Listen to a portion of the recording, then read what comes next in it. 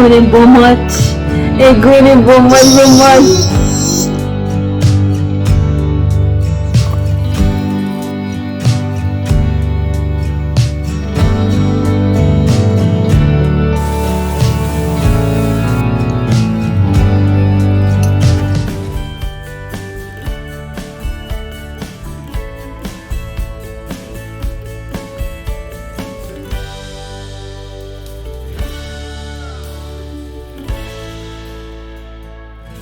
Hi everyone, Namaskar, Salam, Sat Sri Akal. Welcome back to Deep All in One channel. I hope you all are doing really well. Today is gonna be very busy day. आज pantry restock करनी है, fridge organise करना है, weekly meal prep करनी है और साथ ही अभी मुझे लंच भी बनाना है। तो लंच के लिए मैंने ऐसी रेसिपी सेलेक्ट करी है जो क्विकली बन जाएगी और सही बोलूँ तो अपने आप ही बनती रहेगी, साथ साथ में दूसरा काम करती रहूँगी। तो मैं कढ़ी बना रही हूँ और यहाँ पे कढ़ी के तड़के के लिए मैं मसाला तैयार कर रही हूँ। तो ब्लेंडर जार में मैंने एक बिग साइज़ की अनियन ली है और इसको मैं रफली चॉप करके ऐड कर दूँगी। साथ ही इसके अंदर मैं 1 चम्मच मेथी दाना, थोड़ा-सा धनिया पाउडर, थोड़ा-सा हल्दी पाउडर ऐड करके और इसका मैं फाइन पेस्ट बना लूँगी। मैजिक बुलेट यहाँ पे मैं यूज़ करने वाली हूँ और इसके लिए बहुत सारे सवाल आते हैं। तो ये मैजिक बुलेट मैंने लगभग 7-8 साल पहले ली थी ईबे से। बहुत अच्छी चल रही है अब तक भी। अगर मुझे लिंक मिला ईबे का तो मैं डिस्क्रिप्शन बॉक्स में प्रोवाइड करा दूँगी। रही बात उन लोगों की जो इंडिया से इसका लिंक माँगते हैं, तो मैजिक बुलेट इंडिया में बहुत ही ज़्यादा महँगी है। मैं लिंक प्रोवाइड करा दूँगी फॉर श्योर, कोई दिक्कत नहीं है, but yes it is on pricey side. इसी का ही सिमिलर जो है वो वंडर शेयर का है, मेरी दीदी के पास है और वो भी परफेक्टली काम कर रहा है। तो आप देख लेना जो भी आपके बजट के हिसाब से हो, मैं दोनों का लिंक दे दूँगी, मैजिक बुलेट का भी इंडिया के लिए और वंडर शेयर का भी, तो जो आपको सही लगे। बाकी काम दोनों ही बढ़िया कर रही हैं। तो चलिए अब यहाँ पे कढ़ी का जो तड़का है वो रेडी कर लेते हैं। तो कढ़ाई में थोड़ा-सा ऑयल डाल के हींग डाला है, सूखी लाल मिर्च ऐड करी है, साथ ही जो पेस्ट था वो ऐड कर दिया है और कश्मीरी रेड चिली पाउडर, साथ ही जिंजर गार्लिक की फ्रोज़न क्यूब और इन सारी चीज़ों को डाल के अच्छे से हम इसको मिक्स करके भून लेंगे। और जब ये मसाला भुन जाए तब हम इसके अंदर आलू ऐड कर देंगे, क्योंकि आज मैं आलू वाली कढ़ी बना रही हूँ, पकौड़ों वाली नहीं बना रही हूँ, क्योंकि उसमें फिर बहुत टाइम लगता पकौड़े वगैरह फ्राई करने में। थोड़ा-सा सॉल्ट डाल के, पानी डाल के इसको कवर करके रख छोड़ेंगे जब तक कि आलू हमारे 80% ना गल जाएँ। इसके बाद इसमें मैंने गरम मसाला ऐड करा है और अब हम इसके अंदर बेसन और दही का घोल ऐड कर देंगे। तो मैंने लगभग 3 टेबलस्पून के करीब बेसन लिया है और उसमें मैंने 1.5 कप दही ऐड करी है, घर की जमी हुई दही थी। सुबह ही मैंने बाहर निकाल के रख दी थी तो हल्की-सी खट्टी हो रही थी और उसमें मैंने 4 कप पानी ऐड करा है। तो यही मेज़रमेंट मैं लेती हूँ, बाकी कई बार बेसन की क्वालिटी पे भी डिपेंड करता है।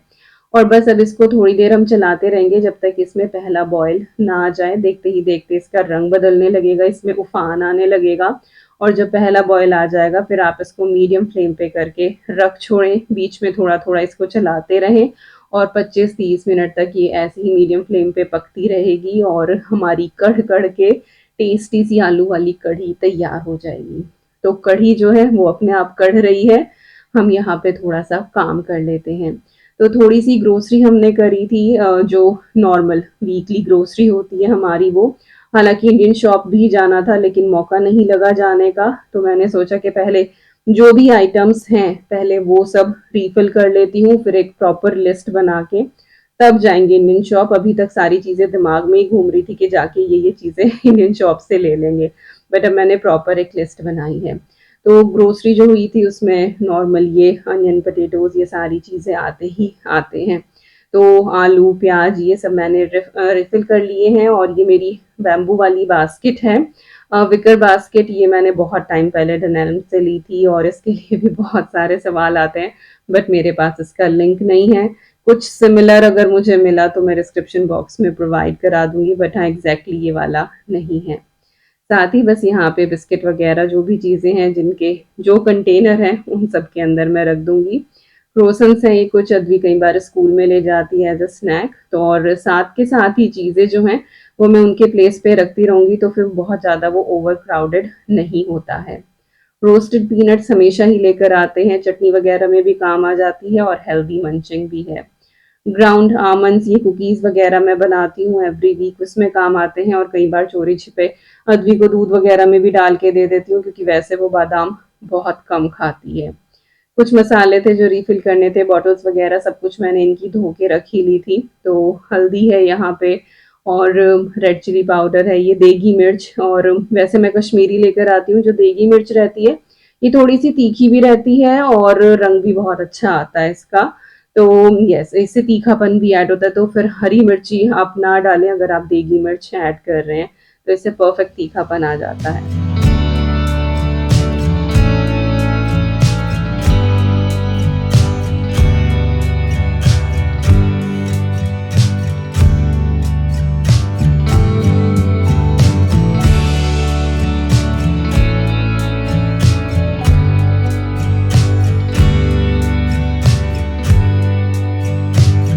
तो चलिए अब बाकी की जो चीज़ें हैं वो भी रिफ़िल कर लेते हैं। तो ये हूप्स हैं, कुछ लोग पूछते हैं कि ईवी को आप स्नैकिंग में क्या देते हैं? तो ये कई बार मैं उसको दूध में भी दे देती हूँ, कई बार ऐसे भी उसको मंच करने के लिए दे देती हूँ, तो वो आराम से खा लेती है। डिफ़रेंट-डिफ़रेंट फ्लेवर में आते हैं इवन ये, चॉकलेट वाले भी आते हैं, बट उनसे कई बार ये है कि बच्चे हाथ-मुँह बहुत ज़्यादा गंदा कर लेते हैं और फिर मीठा भी थोड़ा-सा ज़्यादा हो जाता है। ये वाले मुझे मल्टीग्रेन अच्छे लगते हैं और वो भी अच्छे से खाती है।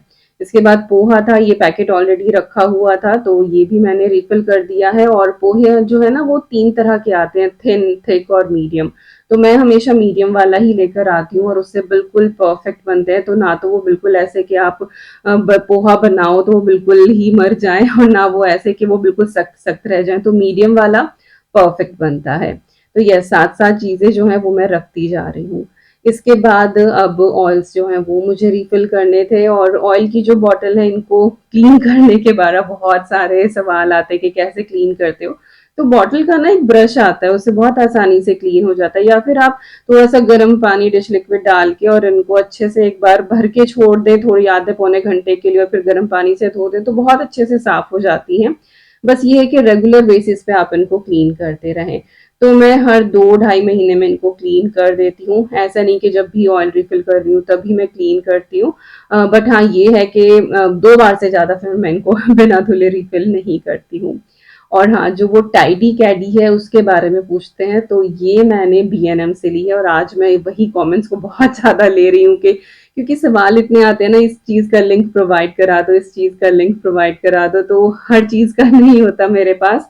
तो जो ये कैडी है जिसमें मैं ऑयल रखती हूँ, ये मैंने B&M से ली थी और इसका मेरे पास कोई लिंक नहीं है, आई एम रियली सॉरी। इसके बाद ये एक छोटी-सी बास्केट है जो मैं फ्रिज में रखती हूँ, मोस्टली इसमें डेयरी प्रोडक्ट ही रहते हैं और बच्चों के ही रहते हैं। तो ईवी के लिए चीज़ स्ट्रिंग लेकर आते हैं, पहले बेबी बेल भी मैं लेकर आती थी बट वो उसको इतना ज़्यादा पसंद नहीं आता था, शायद बहुत चीज़ी उसको क्रीमी लगता था, लेकिन चीज़ स्ट्रिंग जो है वो खा लेती है। तो जो बच्चे जो हैं दूध वगैरह अच्छे से नहीं पीते हैं तो उनको इस तरह की डेयरी के ऑल्टरनेट आप दे सकते हैं।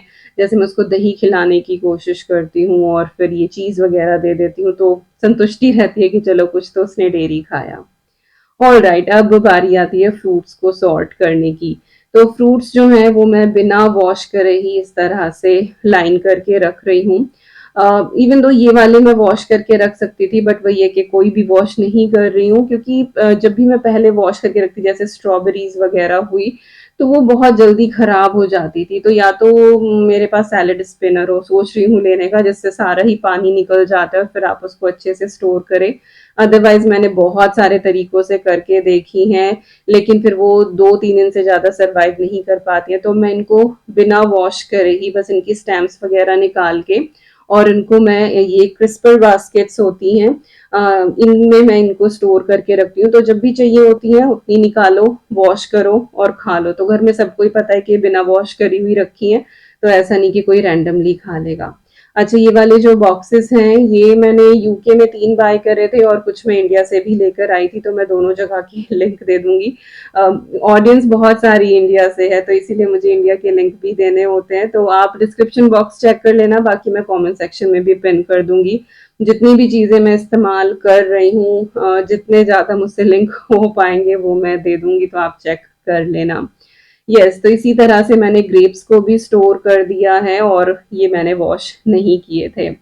अब कुछ सैलेड की बारी है, तो इनको भी मैं प्रिपेयर करके रख दूँगी। तो जैसे कैरेट है और ये मूली है, तो इनकी हेड एंड टेल जो है वो मैं कट करके रखती हूँ। इवन दो जो कैरेट है उसको मैं ग्रेट करके भी रखती हूँ, क्योंकि मेरी ईवी जो है छोटा-सा रैबिट, उसको कैरेट्स बहुत ज़्यादा पसंद हैं।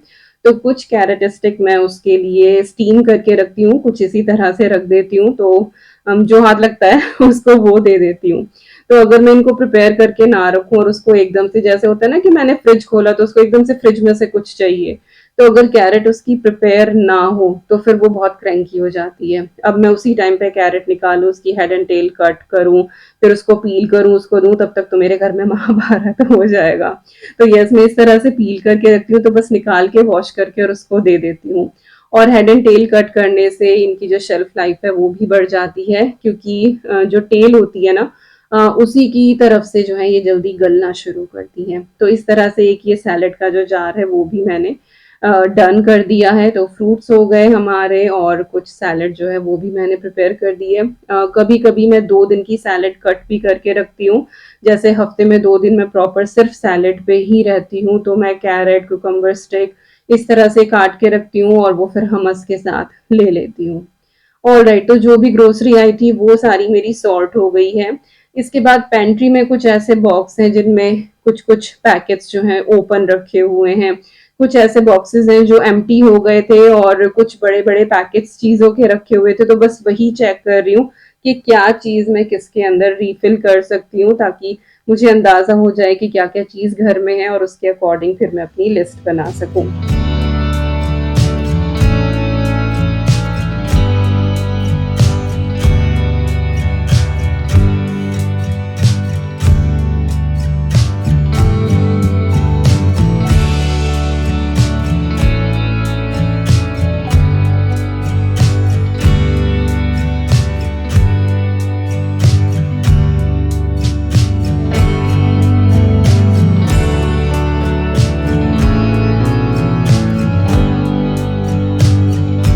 तो यस, पूरी पेंट्री को मैंने अच्छे से छान लिया है, और बस कुछ ही चीज़ें मुझे मिली हैं जो मैं रिफ़िल कर सकती हूँ।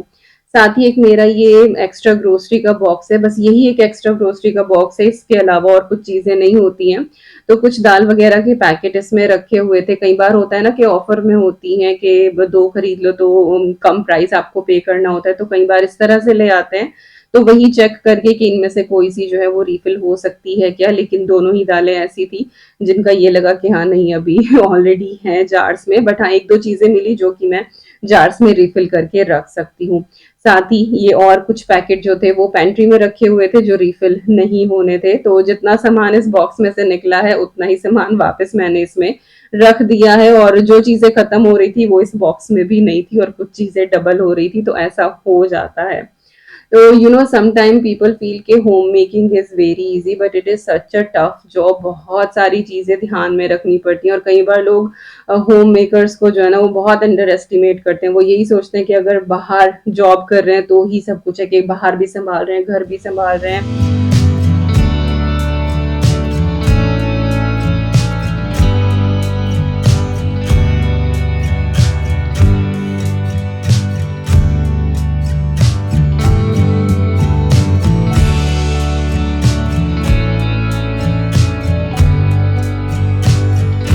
वो जो कई बार हम लोग कंपेयर कर देते हैं ना, कि ये लगता है कि हम तो बाहर भी संभाल रहे हैं, घर भी संभाल रहे हैं, तो हम ज़्यादा कर रहे हैं। जो घर पे रह रहे हैं वो भी बहुत कर रहे हैं, तो कंपैरिज़न कभी ना करें। हर कोई अपनी लाइफ में अपने काम को जो है वो 100% देने की कोशिश कर रहा है, और हर किसी के अपने बैटल्स हैं जिनको वो लड़ रहा है। तो बस सबसे बड़ी की यही है कि कभी भी किसी को अंडर एस्टिमेट ना करो, और कभी भी अपने आप का किसी और से कंपैरिजन मत करो, बिकॉज 100% किसी की लाइफ के बारे में आप कुछ भी नहीं जानते कि कौन किस चीज़ से गुजर रहा है। वह चलिए, थॉटफुल काफ़ी सारी बातें हो गई।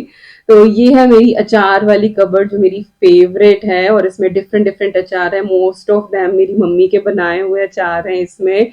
और बस इसको खोलते ही ना तो वो ना ऐसा लगता है हाँ ये मम्मी की बनाई चीज़ें हैं, तो अलग ही कनेक्शन है इस कबर्ड से मेरा, आई डोंट नो व्हाई।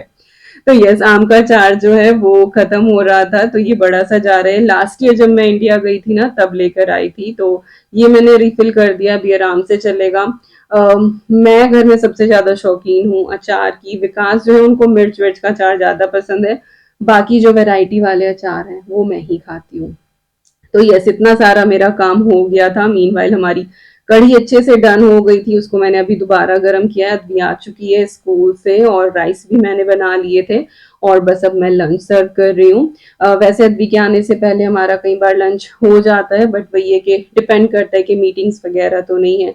मेरा तो आज ऑफ था, लेकिन विकास की मीटिंग चल रही थी तो उन्होंने भी खाना नहीं खाया, तो अभी अद्वी के आने के बाद ही हम लोग अपना लंच करेंगे। तो बोल्स में बस मैंने कढ़ी चावल, और आज मैंने रोटी वगैरह कुछ भी नहीं बनाई है, क्योंकि ऑलरेडी काफ़ी सारा काम है।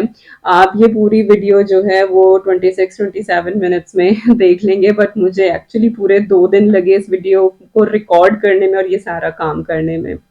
तो यस, लंच वगैरह करने के बाद थोड़ी देर रिलैक्स किया, और अभी ये शाम की क्लिप है। धनिया वगैरह जो है वो रखा हुआ था, तो वो मैंने अच्छे से क्लीन किया है, पेपर टॉवल में उसको अच्छे से लपेट के, और मैंने इन बॉक्सेस में रख दिया है। साथ ही यहाँ पे पुदीना है, पुदीने की कुछ स्टेम्स जो है वो मैंने गार्डन में भी लगाई है। फाइनली पुदीना लगा दिया है, देखते हैं कि कैसा ग्रो करता है। और नॉर्मल ये जो स्टेम्स होती है ना, बस यही आप जमीन में लगा दो और वो अच्छे से ग्रो हो जाता है। तो बड़े मोटे मोटे और स्टेम से, बट बिल्कुल बारीक वाली नहीं, जो मोटी मोटी सी होती है ना वो ज्यादा अच्छे से ग्रो हो जाती हैं। तो मिंट, इसके बिना जो है मेरी मॉर्निंग ड्रिंक आजकल कंप्लीट नहीं होती, बहुत ही रिफ्रेशिंग सा फील होता है। तो एक दो पत्ता जो ब्राउन हो रहा था वो मैंने हटा दिया है, और दोनों को मैंने एक जगह कर दिया है। और यहाँ पे हमारे तूफान से तो आप मिल ही लो, क्योंकि ये फिर आपसे मिलती नहीं है, और फिर आप लोग शिकायत करते हो कि दीपिका आज तो ईवी को दिखाया ही नहीं है।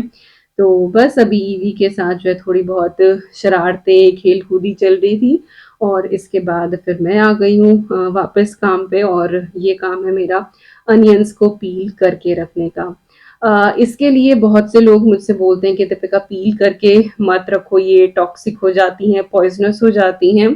तो ऐसा बिल्कुल भी नहीं है। आई डोंट नो कि उन्होंने कहीं देखा है क्या किया है, बट साइंटिफिकली अगर आप अनियन को चॉप करके रखते हैं तो 2 दिन बाद वो एसिडिक जरूर हो जाती हैं, क्योंकि वो रिलीज करती हैं एसिड अंदर से। लेकिन अगर आप इसको पील करके रख रहे हैं, दे आर कंप्लीटली फाइन, इनमें कोई दिक्कत नहीं है। बाकी गूगल देवता हैं, आप उनके ऊपर रिसर्च करें, साइंटिफिकली कोई दिक्कत नहीं होती है। और उसके बाद फिर अपने अपने मानने की भी बात है कि आप क्या मानते हैं, क्या चीज आपको कंफर्टेबल लगती है, क्या नहीं लगती है। मुझे ये कंफर्टेबल लगता है, आंसू नहीं आते हैं जब ठंडी अनियन होती है, और एक एक दिन लग के जो है वो आराम से इनको छील के फ्रिज में रख लो, हफ्ता सॉर्ट हो जाता है। हो गया आज का जो फाइनल काम था, छोले भिगोने का, साथ ही चने भिगोने का। विकास एवरीडे जो है वो चने खाते हैं सेमी बॉइल्ड, इनको इस तरह से सोक करके फिर सुबह को 1 आध मिनट माइक्रोवेव करके, और वो ऐसे ही खाते हैं। छोले जो है वो मैं मील प्रेप में यूज करने वाली हूँ, तो ये दोनों चीज मैंने सोक करके रख दी हैं, और आज का काम मेरा डन हो गया है। Now it is next morning, a very good morning to all of you. और सुबह सुबह का जो वेदर था ना, इतना प्लेजेंट था, ठंडी ठंडी हवा चल रही थी। आजकल टेम्परेचर यहाँ पे काफ़ी हाई जा रहा है, बहुत गर्मी हो रही है। और फिर दिन इतना लंबा होता है ना कि सुबह के 4:15 बजे से लेके रात के 9:30 बजे तक धूप रहती है, तो बहुत गर्म हो जाता है। ओके, ब्रेकफास्ट में आज मैंने मूंग दाल इडली बनाई थी, और यही मैंने अद्वी को लंच बॉक्स में भी दिया था, और बहुत ही सॉफ्ट सी ये बनी थी, और मेरी ईवी को भी ये पसंद आती है। तो इडली इज़ वन मील जो घर में सबको पसंद आता है। और साथ ही जो छोले थे वो मैंने यहाँ पे बॉईल करके रख दिए थे, इनमें बस मैंने थोड़ा सा ही सॉल्ट ऐड किया था, और लेवल्ड पानी डाल के इनको मैंने पूरा बॉईल कर लिया है। तो इसमें से मैंने 3 जगह इसको डिवाइड किया है, 2 मैंने ये बॉक्सेस बनाए हैं जिनमें मैंने पानी नहीं डाला है। तो ये चना चाट वगैरह है, कई बार मैं अपनी सैलेड में कुछ भी प्रोटीन ऐड करना होता है तो मैं ये ऐड कर लेती हूँ। और ये जो पानी वाले हैं ये मैं आज लंच में बनाने वाली हूँ, तो उनको मैं फ्रीजर में रख दूंगी, वो फ्रीज हो जाएंगे तो सही रहते हैं। फिर चना पुलाव वगैरह भी आप बनाए ना तो उसमें भी वो काम आ जाते हैं, और वैसे आप पानी के साथ भी उनको फ्रीज कर सकते हैं। बट मैंने पानी इसी हिसाब से डाला था जो मुझे जो है वो आज ज़रूरत थी, और बाकी मुझे सूखे जो हैं वो करने थे फ्रीज। तो एक काम मेरा डन हो गया और अब काम आता है जो मुझे मास्टर ग्रेवी प्रिपेयर करनी है। वैसे तो देखिए आप फ्रेश का फ्रेश बना के अगर डेली खा सकते हैं that is very very good. But कई बार हमारा स्केड्यूल इस तरह का होता है, इतना हेक्टिक हो जाता है कि हर चीज़ स्क्रैच से कर पाना मुश्किल हो जाता है। अब जैसे मुझे जॉब भी करनी होती है, फिर यूट्यूब का भी मेरा काम होता है, वो भी एक तरह से मेरी जॉब ही है, तो 2 जॉब हो गई, उसके बाद घर का काम भी होता है, छोटा बच्चा है वो कब क्रैंकी हो जाए, कब उसे लेके बैठना पड़ जाए, फिर कई बार जैसे ईवी को भी लेके टॉडलर ग्रुप्स वगैरह जाती हूँ, लाइब्रेरी जाती हूँ, तो बाहर भले ही 1 घंटे का काम है, लेकिन आना-जाना 2-3 घंटे लग जाते हैं। इस तरह की चीज़ें, अदबी की एक्टिविटी है, तो कुछ चीज़ें मैं पहले से प्रिपेयर करके रख लेती हूँ जिस दिन मेरे पास टाइम होता है। ऐसा नहीं कि एक दिन लग के सारी चीज़ें कर रही हूँ, बट जैसे-जैसे टाइम मिलता जाता है, कुछ चीज़ें मैं प्रिपेयर करके रख लेती हूँ, तो उससे फिर मेरा काम आसान हो जाता है बिकॉज़ बैलेंस हमें ही करना है अपनी लाइफ़ को, तो जैसे आपको सही लगे, आप उस हिसाब से करें। बस मेरा तरीका है वो मैं यहाँ पे शेयर करती हूँ और अपनी लाइफ जो है वो आप लोगों के साथ शेयर करती हूँ। इसमें से जो आपको अच्छा लगता है वो आप ग्रैब कर सकते हैं, जो आपको अच्छा नहीं लगता है उसको आप कंप्लीटली अवॉइड कर सकते हैं। बाकी मैं सारी चीज़ें थॉरली रिसर्च करके सब कुछ करके और तभी ये चीज़ें अपनी लाइफ में अप्लाई करती हूँ। ऑलराइट, तो यहाँ पे मैंने कढ़ाई में ऑयल डाला था, लगभग आधे कप के करीब था और मैंने बहुत ऑयल नहीं डाला था और उसमें मैंने 7-8 अनियन का पेस्ट वो ऐड किया था हल्दी डाल के। और इसके बाद अब मैंने यहाँ पे टमाटर की प्योरी ऐड कर दी है। तो जितनी प्याज थी उसके दुगने हमें टमाटर लेने हैं। मैं अपने घर में इसी रेशो से मसाला तैयार करती हूँ और ये वो मसाला है कि आप इससे छोले मसाला बना लें, आप इससे राजमा मसाला बना लें, पनीर बना लें, एग करी बना लें, कुछ भी आप इससे बना सकते हैं। पहले मैं इसके अंदर मिर्ची, धनिया, जीरा ये सारी चीज़ें भी ऐड करती थी, बट कई बार ऐसा होता है कि पनीर में जैसे कभी जो है वो सौंफ का तड़का लगना है, तो अब मैं सिर्फ़ इसमें हल्दी डालती हूँ और हल्दी डालने का भी मकसद यही है कि जब आप प्याज का पेस्ट ऐड करते हैं ना, तो वो कई बार छिटकता है, तो अगर आप पहले से ऑयल में हल्दी डाल दें, तो फिर वो छिटकता नहीं है। तो इसीलिए बस थोड़ी-सी हल्दी डालिए और हल्दी फिर एज़ अ प्रिज़र्वेटिव भी काम करती है। तो यस, इधर मसाला भुनने लग रहा है, उधर घी खत्म था तो इसीलिए मैंने बटर स्टिक्स जो हैं वो भी डाल दी हैं, तो उधर घी भी सिम फ्लेम पे बनता रहेगा। एक पैकेट मेरे पास ये हेवी क्रीम का रखा हुआ था, मैंने एक रेसिपी के लिए लिया था, बट वो फिर रेसिपी बनी नहीं तो फिर ये खराब हो जाती, तो मुझे लगा कि चलो इसका मक्खन बना लेते हैं क्योंकि पाव भाजी मुझे बनानी है और जब भी पाव भाजी मैं बनाती हूँ तो घर का अगर फ्रेश मक्खन हो तो ज़्यादा मज़ा आता है। तो कोशिश यही होती है 90% कि हाँ, मैं फ्रेश मक्खन जो है वही पाव भाजी के साथ सर्व करूँ। तो यहाँ पे मैंने ये हैंड ब्लेंडर से ही इसको अच्छे से ब्लेंड कर लिया और थोड़ी देर में इस क्रीम में से मक्खन अलग हो जाएगा, बटर मिल्क अलग हो जाएगा। वैसे इसको बटर मिल्क नहीं बोलेंगे क्योंकि काफ़ी क्रीमी सा इसका टेक्सचर होता है। इसको आप आटा वगैरह नीड करने में इस्तेमाल कर सकते हैं। तो ये हैंड ब्लेंडर जो है ये बड़ा काम कर रहा है और इसकी लाइक सारी ही अटैचमेंट्स जो है ना वो बहुत ही अच्छा काम कर रही हैं। मैं लिंक दे दूँगी इसका आप चेक कर लेना इंडिया का भी और यूके का भी if you are interested and if you are thinking. तो यस देखिए यहाँ पे आई थिंक 300 ml का ये क्रीम का पैकेट था जिसमें से ये इतना सारा बटर निकल गया है और ये है बटर मिल्क। तो इसको भी मैं स्टोर करके रखूँगी फ्रिज में और जैसे आटा वग़ैरह मुझे बनाना हुआ तो मैं पानी की जगह इसका इस्तेमाल कर लूँगी। बाकी फ्रेश बटर हमारा रेडी है ही। खिचड़ी, तहारी इनमें डाल के खाएँ, पाव भाजी में डाल के खाएँ या फिर इसको फ्लेवर्ड भी बना लें, जैसे आप चाहें। तो 2 काम मेरे ये हो गए और इधर हमारा जो मसाला है ये भी ऑलमोस्ट डन है और इसी पॉइंट पे ना घर से फ़ोन आया था, तो उनको लगा कि मैं गाजर का हलवा बना रही हूँ, तो किसे-किसे लगा इस पॉइंट पे कि गाजर का हलवा रेडी हो रहा है। तो ये सब इस मसाले को हमें अच्छे से ठंडा करना है और इसके बाद हम इसको जो है वो डीमोल्ड करेंगे। तो मसाला मैंने दूसरे पैन में निकाल लिया लाइक बर्तन में निकाल लिया ताकि वो जल्दी से ठंडा हो जाए और इसी कढ़ाई में मैं चना मसाला बना लूँगी आज के लंच के लिए। तो बस इसमें मैंने हल्दी, धनिया, रेड चिली पाउडर और चना मसाला ऐड कर दिया है। मैंने ऑयल का जो है वो एक ड्रॉप भी इसमें नहीं डाला है। बस इसी से हम इसको हल्का-सा यहाँ पे भून लेंगे और छोले जो हैं वो तो हमने उबाल के रखे हुए थे, तो पानी समेत हम इनको ऐड कर देंगे। 2-4 मिनट इनको अच्छे से बॉयल कर लें और बस फटाफट आपका जो चना मसाला है वो रेडी हो जाएगा और इसके साथ जो है वो मैंने चावल बना लिए थे। ओके, अब यहाँ पे हमारा आज का एक और काम, जैसा कि मैंने बताया था कि पाव भाजी मुझे बनानी है, लेकिन कल को क्योंकि मैं वर्किंग हूँ और अद्वी की भी एक क्लास है, उसको भी मुझे लेकर जाना है और ईवी का भी लाइब्रेरी सेशन है, तो कल सुपर डुपर बिजी मेरा दिन होने वाला है। तो मुझे कुछ इस तरह का मील तैयार करना था जो फटाफट हो जाए। तो वेजिटेबल्स जो हैं वो मैं पहले से बॉईल करके रख लूँगी, फिर नेक्स्ट डे क्या होगा, जब ये सारी मेरे पास बॉईल रहेंगी, ऑयल के अंदर बस थोड़ा-सा मैं पाव भाजी मसाला ऐड करूँगी, फाइनली चॉप की हुई कैप्सिकम्स डालूँगी, मटर डालूँगी और ये बॉइल्ड वेजिटेबल्स डाल दूँगी। विदिन 10 मिनट्स पाव भाजी इज़ रेडी। बन्स बाहर से आते हैं, बटर लगा के बस सेकने ही हैं, तो 10 मिनट में मेरा खाना बन के रेडी हो जाएगा। तो सब्जियाँ मैंने यहाँ पे काफ़ी सारी ले ली हैं, टमाटर, प्याज, ब्रोकली और कैरेट, ये सारी चीज़ें। और प्रेशर कुकर छोटे वाला पूरा ही भर गया था, तो मैंने अभी लिड नहीं लगाई है, थोड़ी देर बस फ्लेम पे रख दिया है ताकि टमाटर थोड़ा-सा गले और सारी चीज़ें नीचे को जाएँ, तब मैं लिड लगाऊँगी। और मैं बिना सॉल्ट और बिना हल्दी के उसको बॉयल कर रही हूँ, बस एज़ इट इज़ ही बॉयल कर दूँगी।